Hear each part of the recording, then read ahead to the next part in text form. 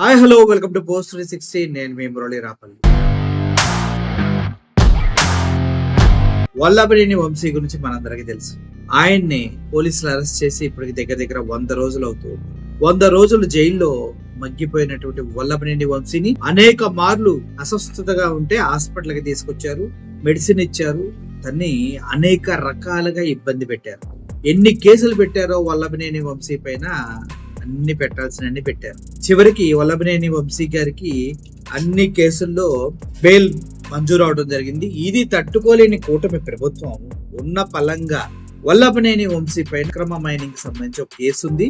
ఆ కేసులో బెయిల్ ని కొట్టివేయాలి, బెయిల్ ఇవ్వద్దు అంటూ సుప్రీంకోర్టుకు మళ్ళీ వెళ్ళింది. అంటే అన్ని బెయిల్స్ వచ్చేసి నేను రిలీజ్ అవుతాడు అని తెలిసిన తర్వాత మళ్ళీ కొత్తగా బెయిల్ కొట్టేయండి అంటూ సీతా మహాలక్ష్మి అని ఆవిడ దాఖలు చేసిన పిటిషన్ పైన బెయిల్ రద్దు చేయనట్టు వెళ్ళారు. అయితే సుప్రీంకోర్టు ఆలోచించింది, ఇప్పటికే అన్ని వాటిల్లో బెయిల్ ఇచ్చారు కదా, అన్ని కేసుల్లో బెయిల్ ఇచ్చారు కదా, మరి ఇప్పుడు ఉన్న పలంగా దీని ఒక్కదాన్ని ఎందుకు ఆపాలి అని అడిగింది. అంటే బయటకు వస్తే చాలా పని చేస్తాడు మేడం, అన్ని సాక్ష్యాధారాలు మానేస్తాం అది ఇదంటే, ఫస్ట్ ఆ మైనింగ్ కి సంబంధించినటువంటి డీటెయిల్స్ మాకు ఇవ్వండి, మైనింగ్ కి సంబంధించినటువంటి డీటెయిల్స్ మాకు ఇవ్వండి.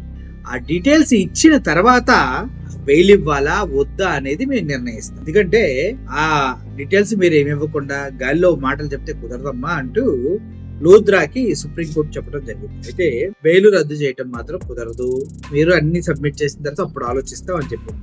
తమ వాదన వినకుండా బెయిల్ ఇచ్చారని సుప్రీంకోర్టుకు తెలిపిన ప్రభుత్వం తరపు న్యాయవాది సిద్ధార్థ లోద్రా, హైకోర్టులో బెయిల్ వచ్చింది, మా వాదన వినకుండానే వాళ్ళు బెయిల్ ఇచ్చారంటూ లోద్రా గారు బాబు కన్నీటి పర్యంతం ఏడ్చారంటే జడ్జి గారు.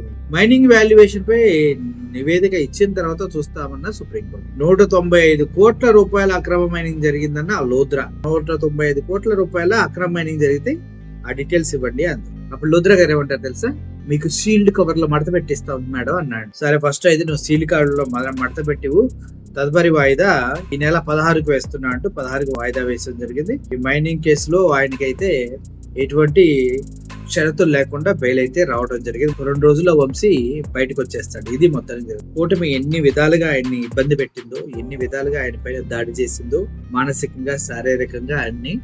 లోకేష్ గారు రెడ్ బుక్ చూపించి మా తల్లినంటే ఊరుకుంటామా అంటూ కక్షపూరితంగానే కేసు పెట్టినట్టుగా ఒప్పేసుకున్నారు.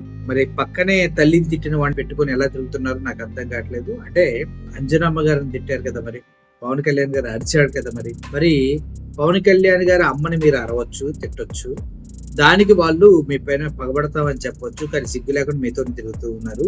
మరి మీరైతే వాళ్ళ అమ్మని అలా చేయొచ్చు. వైఎస్ షర్మిల గారి పైన మీ ఆధ్వర్యంలోనే వేరే వాళ్ళకి అక్రమ సంబంధాలు పెట్టి వీడియోలు పోస్ట్ చేయొచ్చు. వల్లభనేని వంశీ ఫ్యామిలీ పైన, వాళ్ళ భార్య పైన కూడా మీ టీడీపీ ఛానల్లోనే అన్ని పెట్టొచ్చు. వాళ్ళు మాత్రం అన్ని మూసుకొని ఉంటారా?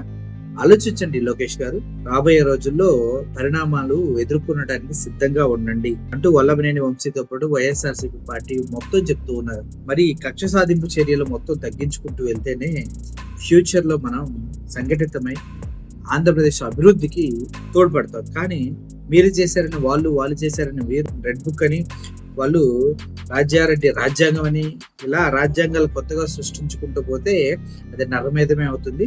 అది సమాజ స్థాపనకు, ఈ లౌకిక వాదానికి, అదేవిధంగా మంచి మనుషుల మధ్య బ్రతుకుతున్నామన్న ఫీలింగ్ మన పిల్లల్లో కూడా పోతుంది. చివరికి అందరూ ఒకటే, వీడిపైన వాడు, వాడిపైన వీడు కొట్టుకుంటూ తిట్టుకుంటూ ముందుకు వెళ్లాల్సి వస్తుంది. ఇటువంటి పరిస్థితులకు దూరంగా ఉండాలంటే ఫస్ట్ మీరు రెడ్ బుక్ ని మడిచి ఎక్కడ పెట్టండి. అలాగే వీళ్ళు కూడా రాజారెడ్డి రాజ్యాంగాన్ని మరిచి ఎక్కడ పెట్టుకుంటే మంచిది. లేదంటే రాబోయే రోజుల్లో ఒకరిపైన ఒక్కరు దారుణంగా అటాక్లు చేసుకునే అవకాశం ఉంది. వల్లభనేని వంశీని పెట్టిన టార్చర్కి అయితే కంపల్సరీగా లెక్కలు తేలుస్తారని అనిపిస్తుంది నాకైతే. మీరేమంటారు? తప్పకుండా. Thank you for watching this video. Murali signing off. Thank you so much.